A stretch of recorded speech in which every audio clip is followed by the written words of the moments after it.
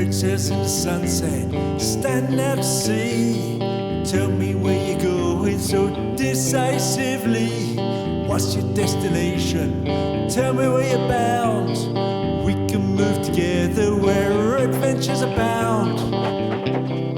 Running free before the breeze.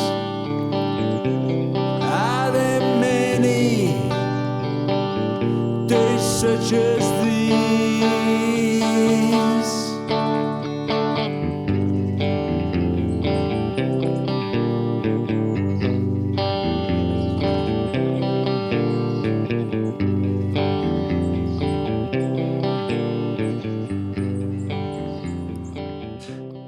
It has to be said that this winter, and winters for the last few years have been fairly mild here in northern Germany.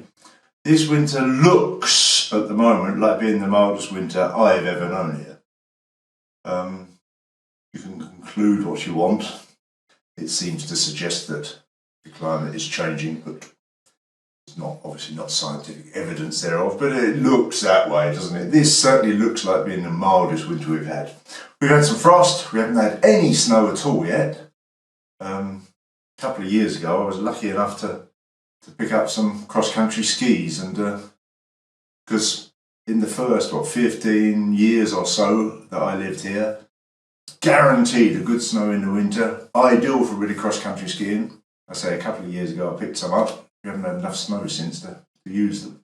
This year, no snow at all as yet. Make what you will of that. Anyhow, back to the forepeak.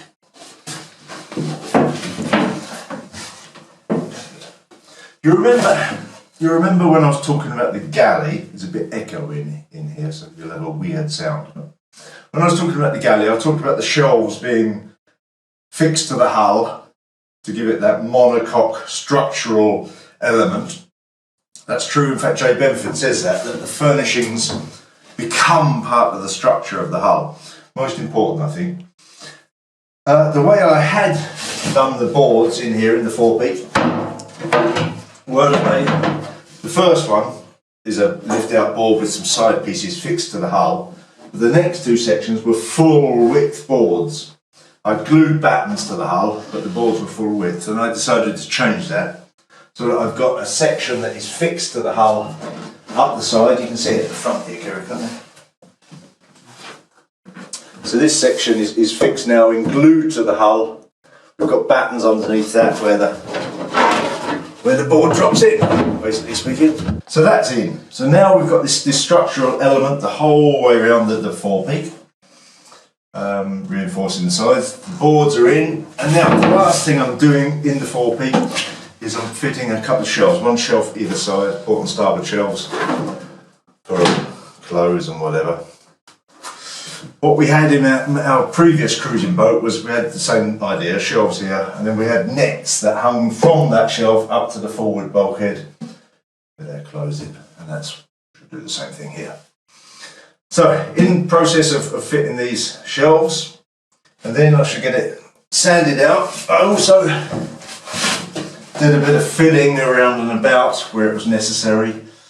So the forepeak, the plan for the forepeak is to paint it out completely, except for where we've got hardwood cleats. So the hardwood will be varnished, everything else will be painted.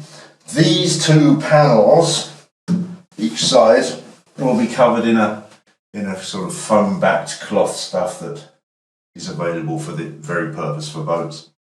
Give it a little bit of extra insulation, make it a bit more gentle to touch against, and hopefully make it look nice. Comes in a range of colours, haven't quite decided the colour yet. But yeah, everything else we painted in old white. These two panels each side will be a coloured cloth. Hardwood, varnished, everything else. I've now said 3 times, painted. That's where we are, working on the forepeak. And I say, plan is then to work our way backwards, get it finished. Be nice to get this done, get some electric lights in, LED lights in position, so that we're really starting to get up together.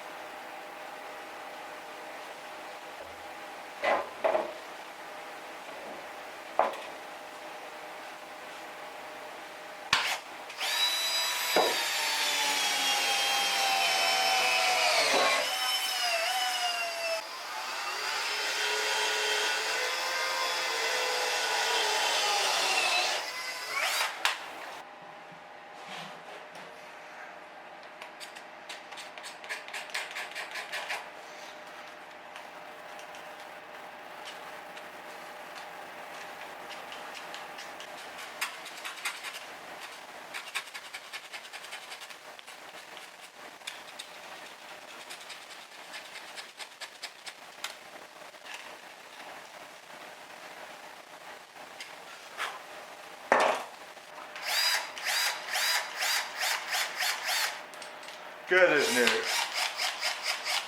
So this is the first bit of the fore cabin shelf. And each side, there's the other side, look, port side. Boards are stood out for the battens to dry. There where I epoxied the battens. Back to the starboard side shelf.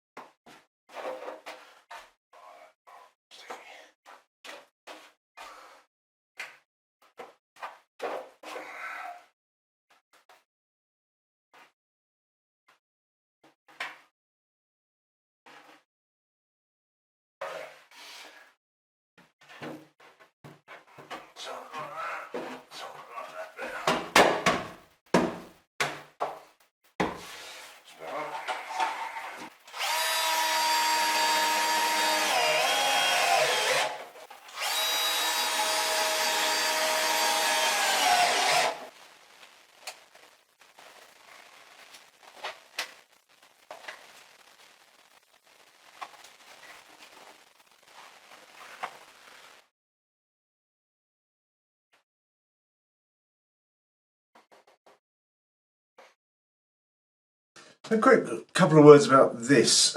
Chris, one of the regular viewers, one of you lovely regular viewers, was asking about this saw that you've seen a few times. It was up in the background, up there when I was talking, I think, about the Volvo Penta. This Makita chainsaw. It's a cordless battery powered chainsaw, and Kerry and I are about to go out and do some trimming around the garden. We've got a lot of hazels around the garden that grow, once they get established, grow quite quickly and make quite nice firewood, so we trim them over winter. And this is a perfect little tool for that.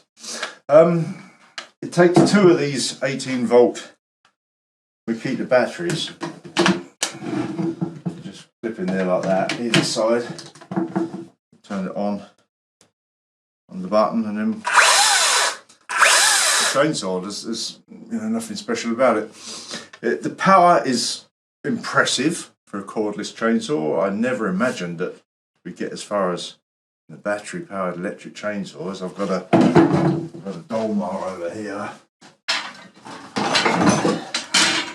the trusty 2-stroke petrol thing that they use for heavier work. But for trimming, these are great. And actually, I chopped some oak logs with it a couple of months ago. Marvellous. Chain adjustments here. So it's toolless chain adjustment. You just loosen that nut off and twiddle that one there. Tighten it up again. Nice.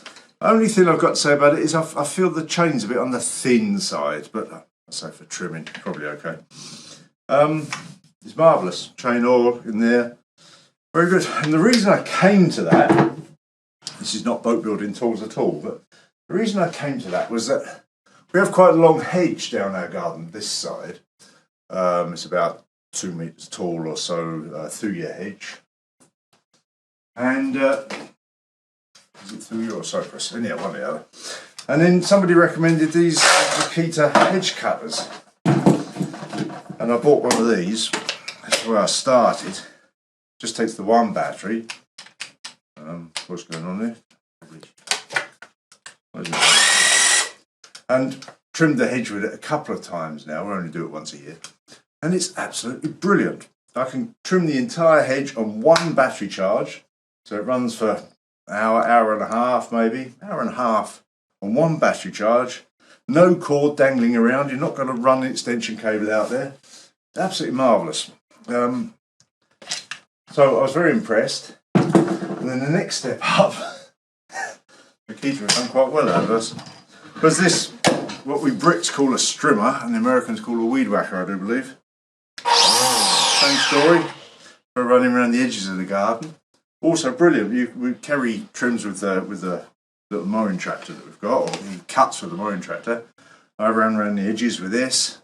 Again, do the whole garden in one charge easily. It's an excellent thing. So, we progressed to the chainsaw. And it's fairly new to me.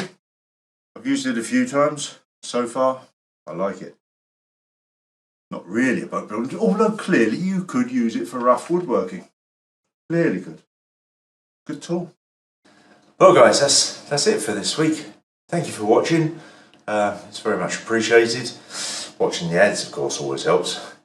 Give us a thumbs up. I'll tell you what, if you've subscribed and haven't, hit that little bell that's down there. I think that probably, from what I make of other YouTubers, because I don't pretend to understand this stuff, I think it probably helps the algorithm, which works in mysterious ways, and maybe promote me a little bit. Who knows? I say, I don't pretend to understand this stuff. We're building a boat. See you next time. Bye.